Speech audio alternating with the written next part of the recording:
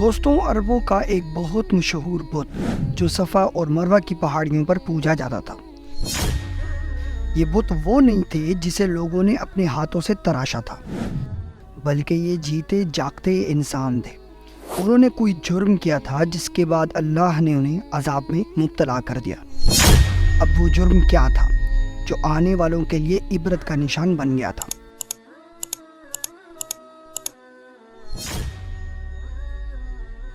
آج کی اس ویڈیو میں ہم آپ کو ایک بہت ہی بھیانک کہانی بتانے والے ہیں۔ ویڈیو کو اینڈ تک ضرور دیکھیں گے اور چینل کو ضرور سبسکرائب کیجیے گا۔ دوستوں، جب سے خانہ کعبہ تعمیر ہوا ہے، اللہ نے اپنے اس گھر کی خاص حفاظت کی ہے۔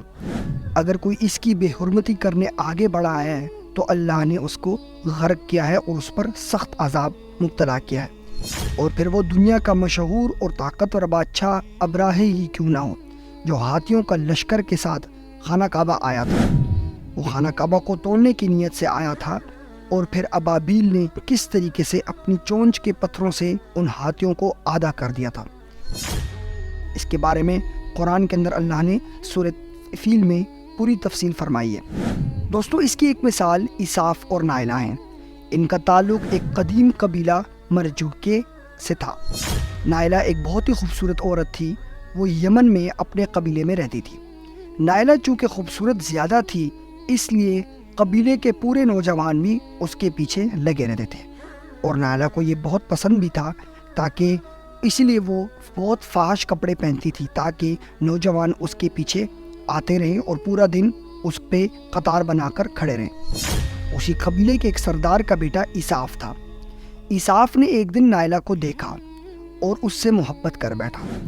دونوں ایک دوسرے کے ساتھ بغیر شادی کے مشغول رہنے لگے۔ ان کا مشغول پن اتنا زیادہ ہو گیا کہ وہ آپس میں زنا میں مبتلا ہو گئے۔ ان کو جب بھی موقع ملتا تو وہ آپس میں چھپ کر زنا میں مشغول رہتے۔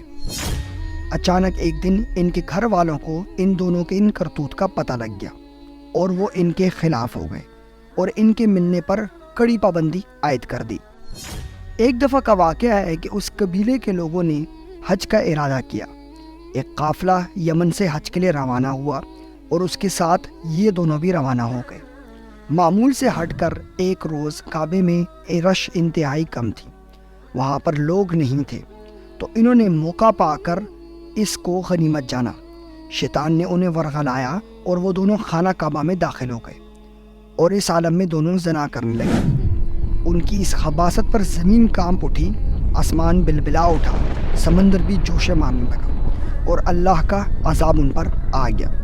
اللہ نے ان کو اسی وقت جب کہ وہ خانہ کعبہ کے اندر موجود تھے، بدفعلی کے عمل میں مبتلا تھے، تو اللہ نے ان کی روح قبض کر لی اور دونوں کے جسم پتھر کے بن گئے۔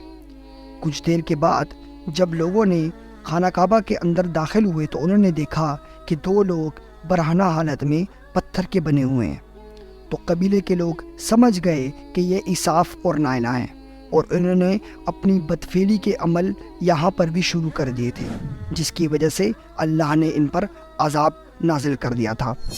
لوگوں نے ان کے مجسموں کو اٹھایا اور لا کر باہر رکھ دیا، اور ہر آدمی کو حج کے لیے جو بھی وہاں سے آ رہا تھا ان کو بتاتے اور عبرت لیتے اور عبرت حاصل کرواتے۔ کچھ عرصے بعد اساف کا مجسمہ ایک پہاڑی صفا کے مقام پر جا کر رکھ دیا گیا، اور نائلہ کا مجسمہ ایک پہاڑی مروہ کے مقام پر جا کر رکھ دیا گیا۔ آپ کو بتاتے چلیں کہ صفا اور مروہ دو پہاڑی سلسلے ہیں جو بیت اللہ کے قریب واقع ہیں، اور یہ زمانے قدیم سے بہت ہی مقدس ہیں۔ یہ وہی پہاڑی ہیں جس پر چڑھ کر بی بی ہاجرہ نے اپنی شیر خوار بیٹے حضرت اسماعیل کے لیے پانی تلاش کی تھی۔ اللہ کو ان کا یہ عمل صفا سے مروہ کی طرف بھاگنا اور مروہ سے صفا کی طرف بھاگنا اتنا پسند آیا کہ وہ آج عمرے اور حج کا ایک مستقل رکن ہے، اور اس کے بغیر نہ ہی آپ کا عمرہ کمپلیٹ ہوتا ہے اور نہ ہی آپ کا حج کمپلیٹ ہوتا ہے۔ جب اساف اور نائلہ کا مجسمہ رکھ دیا گیا تو یہ طے ہوا کہ جو بندہ بیت اللہ شریف آئے گا وہ ان کو ایک ایک جوتے مارے گا۔ الغرض جو لوگ بیت اللہ کی زیارت کرنے آتے تو وہ ان کو جوتے مارتے۔ 2-3 نسلوں تک تو یہ سلسلہ چلتا رہا، لیکن اس کے بعد لوگ جوتے مارنے کم لگے، اور لوگوں نے جوتے مارنے کی بجائے تھپڑ مارنا شروع کر دیا۔ देखते ही देखते लोगों का थप्पड़ मारना भी बहुत कम होता गया। कुछ नस्लों के बाद थप्पड़ मारना इतना कम हो गया कि कुछ लोग तो सिर्फ वहाँ पर हाथ ही लगाते थे। वक्त के साथ साथ लोग उसकी ताज़ीम करना शुरू हो गए। यहाँ तक कि एक वक्त ऐसा आया कि जाहिल लोग उनसे इबरत की बजाय उनको मोहब्बत ही अलामत करार देना शुरू हो गए। और यहीं पर सबसे बड़ा इख्तलाफ शुरू हुआ। कबीले में उनकी मोहब्बत के दास्तानों के परवान बुलंद होने लगे। लोग उनसे इबरत लेने की बजाय उनकी मोहब्बत की दास्तानें अपने बच्चों को सुनाने लगे, जिससे बुत परस्ती और आम होने लगी। 5वीं सदी तक उनको अरब के बड़े बड़े बुतों में माना जाने लगा। लोग इनकी इतनी ताज़ीम करते थे कि इनके नाम पर कुर्बानी के बकरे चढ़ाते थे, इन पर फूल चढ़ाते थे और इन्हें सजदा करते थे।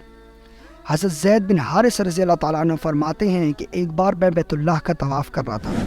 मेरे साथ अल्लाह के प्यारे नबी हज़रत मोहम्मद सल्लल्लाहु अलैहि वसल्लम भी मौजूद थे।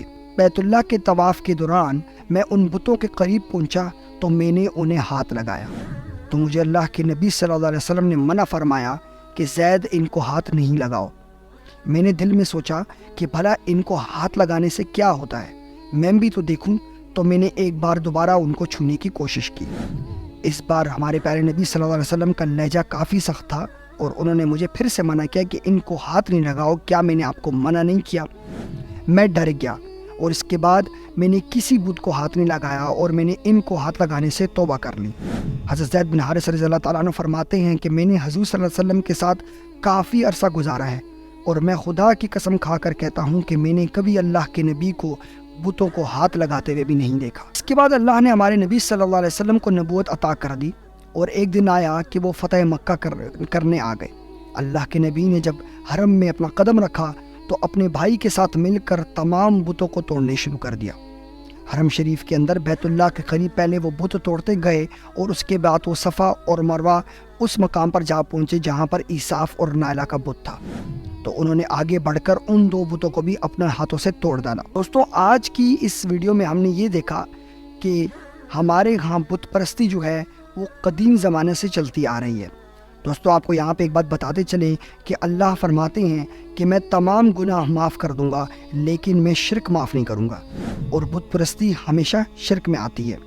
इसाफ और नायला को जो अल्लाह का अज़ाब आया है, इसी वजह से अल्लाह ने उनको बुतों में तब्दील किया, क्योंकि अल्लाह को ये बात मालूम थी कि ये बुत एक न एक दिन किसी इंसान के हाथों टूटेंगे, और वो इंसान ही नहीं बल्कि आक़ाए दो जहां हमारे प्यारे नबी हज़रत मोहम्मद सल्लल्लाहु अलैहि वसल्लम थे। दोस्तों, हमारी आज की वीडियो आपको कैसी लगी? अपनी राय का इज़हार नीचे कमेंट बॉक्स में ज़रूर कीजिएगा और चैनल को ज़रूर सब्सक्राइब कीजिएगा।